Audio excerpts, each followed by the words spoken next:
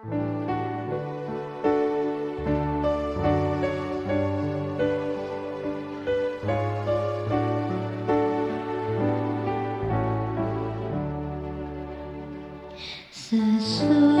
malam fajar mereka bersama Yesus, surga mulai. Habislah kerja, oh fajar mulia. Sesudah malam hari bermain. Sesudah malam pertemuan indah, tiada menangis, tiada kesal. Di negeri mulia tak lagi pisah. Sesudah malam hidup kekal. Shalom pemirsa yang diberkati Tuhan, bertemu kembali dalam seri Renungan Pagi. Sebelum mulai baca, mari sama-sama kita berdoa. Tuhan yang baik, Tuhan yang penuh kasih, terima kasih Tuhan pimpin kami. Tuhan, pada saat ini kami akan belajar sedikit dari firman-Mu, kiranya Tuhan memberkati dan memberikan Roh Kudus-Mu pada kami semua, supaya kami dapat mengerti apa yang kami pelajari Tuhan. Ampuni salah kami, di dalam nama Yesus kami berdoa, amin. Renungan pagi kita hari Jumat 29 Agustus 2025 berjudul Pesta Mengasihi Diri Dilarang. Mari sama-sama kita membaca ayat hafalannya. Cukuplah itu, sekarang ya Tuhan ambillah nyawaku, sebab aku ini tidak lebih baik daripada nenek moyangku. 1 Raja-Raja 19 ayat 4.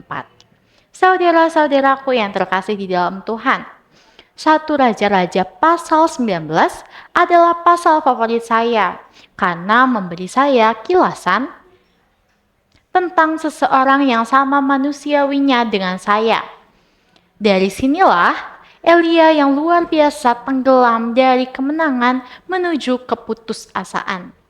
Dia baru saja berdoa dan api surgawi menghanguskan korban persembahan yang tergenang air. Kemudian dia meminta hujan kepada Tuhan, dan setelah 3 tahun tanpa air 1 tetes pun, terjadilah hujan lebat. Tetapi Elia juga memiliki emosi manusia seperti kita.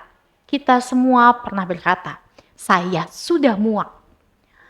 Namun Tuhan tidak membiarkan Elia untuk mati. Sebaliknya, dia mengirimkan malaikat untuk memberinya makan, tidak hanya sekali, tetapi 2 kali. Ketika nafkah kembali, dia melakukan perjalanan ke Horeb. Dan apa yang dia lakukan? Dia bersembunyi di dalam gua.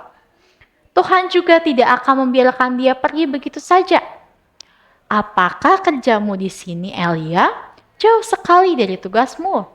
Kamu dari semua bangsaku seharusnya yang tetap berada di tempat tugasmu.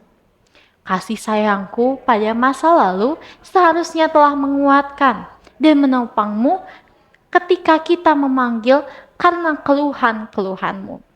Tetapi bahkan Tuhan mengasihi ketika dia menebis seperti kelinci liar. Sekali lagi ke dalam terangnya, sekali lagi memanggil apapun yang menghalanginya. Dia menarik Elia keluar dari kelam dan kegelapan gua. Bahkan pun mereka di sekitar dia membayangkan sebagai dewa. Kita dapat membaca kutipan ayat ini dalam Mazmur 18 ayatnya yang ke-28. Elia yang telah gagal begitu putus dan terluka.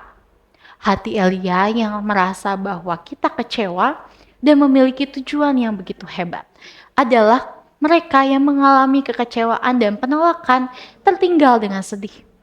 Semua yang dengan berpikir telah mengecewakan Tuhan, keluarga, dan gereja karena kesalahan atau kemaksiatan kita, pasal ini memberitahu kita bahwa Tuhan tidak akan membiarkan kita dalam keadaan mengasihani diri sendiri.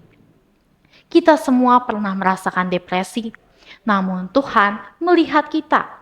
Seperti kita melihat semua itu, jika kita percaya. Saudara-saudaraku yang terkasih, Tuhan ada mendekat yang meminta yang dia lakukan dari Yota terhadap orang-orang banyak yang berseru dengan tangan di Bukit Zaitun. Tetapi ditemukan di antara orang, jadi dalam pelayanan Tuhan, inti gereja tidak ditemukan di antara orang banyak yang bertepuk tangan. Seorang kudus yang tidak disebutkan namanya, yaitu setan di Yerusalem, saat ini Anda merasa sudah cukup. Jadilah orang yang setia di Yerusalem, berlututlah bersama Yesus, yang mengarahkan wajahnya ke arah Yerusalem, menyadari apa yang akan dia tanggung. Lukas 9 ayatnya yang ke-51. Apapun yang Anda hadapi hari ini, arahkan wajah Anda kepada Yesus. Dan Dia akan memberikan kepada Anda kekuatan untuk melewatinya. Pat Northman.